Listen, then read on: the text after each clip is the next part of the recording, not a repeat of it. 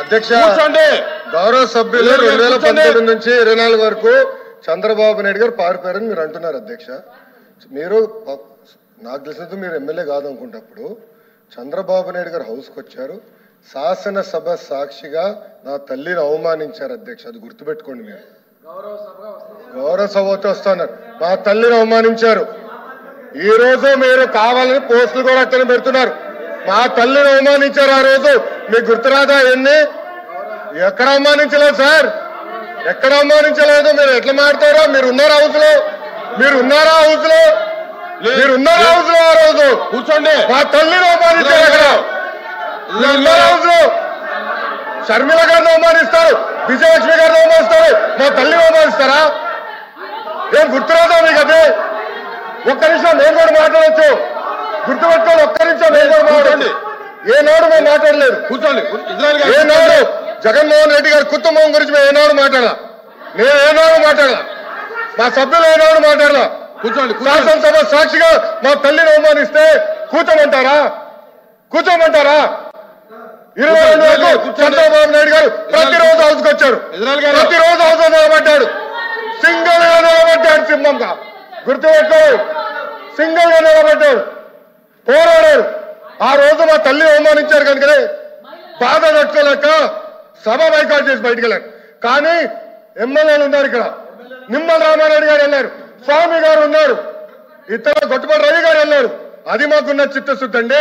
ఈ రోజు మీ ఎమ్మెల్యేలు ఎందుకు రావట్లేదని అడుగుతున్నా.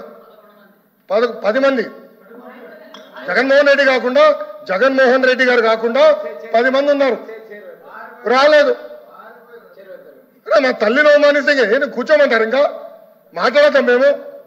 మేము మనుషులు కాదా? సొంత తల్లి అవమానించారు సార్ ఆ రోజు. మాడుకున్న కూర్చోమంటారు? అయితే తెలియకుండా ఏదంటే అది మాడితే ఎట్లా అధ్యక్ష? ఎందుకు ఆ రోజు బైకాట్ చేస్తారో మాకు తెలుసు. నేను అక్కడే కూర్చోండి. కూర్చోండి, కూర్చోండి ప్లీజ్ ప్లీజ్ ప్లీజ్. ఎల్ఓపి గారు, ఎల్ఓపి గారు, ఎల్ఓపి గారు. సార్ ఇప్పుడు సభ్యులు వచ్చి మాట్లాడారు. ఇప్పుడు సందర్భాన్ని తీసుకొచ్చారు. ఎవరు తల్లిని, ఎవరు చెల్లిని, ఎవరు కుటుంబ సభ్యుల్ని ఎవరు అవమానించినా సరే ఎవరు కూడా ఉపేక్షించేది లేదు, సహించేది లేదు. దాన్ని ఎవరు సమర్థించేది కూడా లేదు. దాన్ని ఎప్పుడు కూడా సమర్థించాం దాన్ని. అది అలాంటి సందర్భాలు వచ్చి మళ్ళీ మనం లేని సందర్భాలను ఇక్కడ తీసుకొచ్చి సభల్లో ఉండి ఏ సందర్భం మాట్లాడుకుని ఏం చేసిన రికార్డులో ఉండదు అధ్యక్ష. రికార్డులో లేని విషయాల్ని, అవసరం లేని విషయాల్ని ఇక్కడ తీసుకొచ్చి అనవసరంగా హోందాగా మనం ప్రవర్తించాలి అధ్యక్ష. ఒక తప్పు కానీ దాన్ని మీరు సమర్థించట్లేదు. ఎట్టి పరిస్థితుల్లో సమర్థించట్లేదు. ఎట్టి పరిస్థితుల్లో సమర్థించట్లేదు అన్నారు. ఎట్టి పరిస్థితుల్లో సమర్థించట్లేదు. సమర్థించట్లేదు అంటారు సార్. అధ్యక్ష సమర్థించట్లేదు అంటారు. ఒక్క నిమిషం. ఇప్పుడు సమర్థించట్లేదు అంటారు. ఎవరైతే ఆ రోజు అవమానించారో టికెట్ ఇచ్చారు కదా అధ్యక్ష. మళ్ళీ సమర్థిస్తాం కాదా అది? ఎవరైతే మా తల్లిని అవమానించారో వాళ్ళకి మళ్ళీ టికెట్ ఇచ్చారు, వాళ్ళు ఓడిపోయారు, అది డిఫరెంట్ స్టోరీ. బట్ టికెట్ ఇచ్చినప్పుడు సమర్థిస్తాం కాదా అధ్యక్ష? అది ఎట్లా మారుతారు అధ్యక్ష? ఎల్ఓపి గారు దయచేసి ఆలోచించమని కోరుతున్నా. ఆ రోజు సమర్థించారు, టికెట్ ఇచ్చారు, ఓడిపోయారు ఆ వ్యక్తి. దానికనే ఏమంటారు అధ్యక్ష? సో దయచేసి ఆనాడు చంద్రబాబు నాయుడు గారు 2.5 సంవత్సరాలు నాకు గుర్తున్నంత వరకు అధ్యక్ష 2.5 years హౌస్కి వెళ్ళారు. దాని తర్వాత ఎప్పుడైతే మా తల్లిని అవమానించారో అప్పుడే బయటకు వచ్చి వీడియోలు ఉన్నాయి. ఎవరేం చేస్తారో తెలుసు, రాష్ట్ర ప్రజలు ఆనాడు చూశారు, అన్ని బయట ఉన్నాయి అధ్యక్ష. మళ్ళీ ఎందుకు సమర్థిస్తారో రాకపోతే అర్థం అవట్లేదు. ఒకసారి అధ్యక్ష సార్, ఇప్పుడు బడ్జెట్ మీద చర్చ కొనసాగట్లేదు. ఆరోపణలు అధ్యక్ష. నేను అన్నదాన్ని వాళ్ళు మాట్లాడారు. మా నాయకుడు ఇప్పుడే మా లోకేష్ రావు గారు చెప్పారు, సభలో గౌరవ సభలో అవమానించారు కాబట్టి ఈ సభని గౌరవ సభగా మార్చి ముఖ్యమంత్రిగా వస్తామని సభలో చెప్పి మేము బయటికి వెళ్ళాం అధ్యక్ష. సమాధానం ప్రజలకు చెప్పకుండా వెళ్ళలేదు అధ్యక్ష. రెండోది, బొత్స గారు ఎల్ఓపి గారు 2014-19 ఇదే హౌస్లోకి మాట ఇచ్చారు అధ్యక్ష.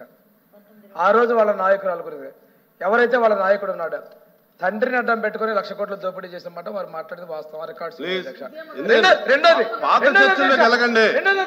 దయచేసి గతం గురించి వెళ్ళకండి.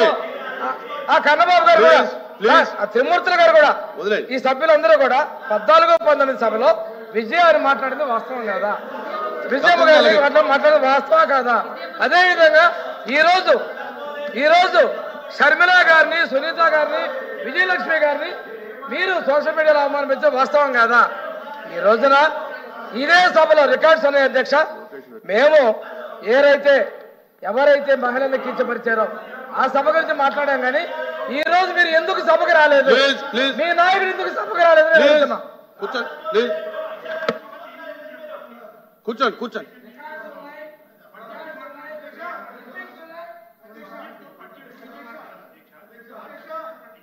కూర్చోండి,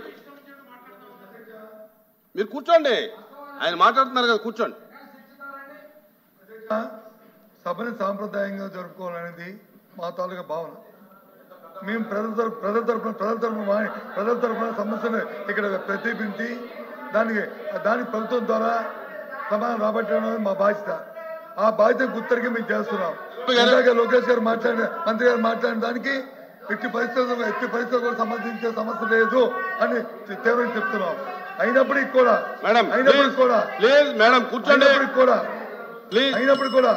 మళ్ళీ గౌరవ సభ్యులు వచ్చి మాట్లాడడం అనేది అది కరెక్ట్ కాదు. రికార్డు తీయండి, డిబేట్ పెట్టండి, మాకు అభ్యంతరం కాదు.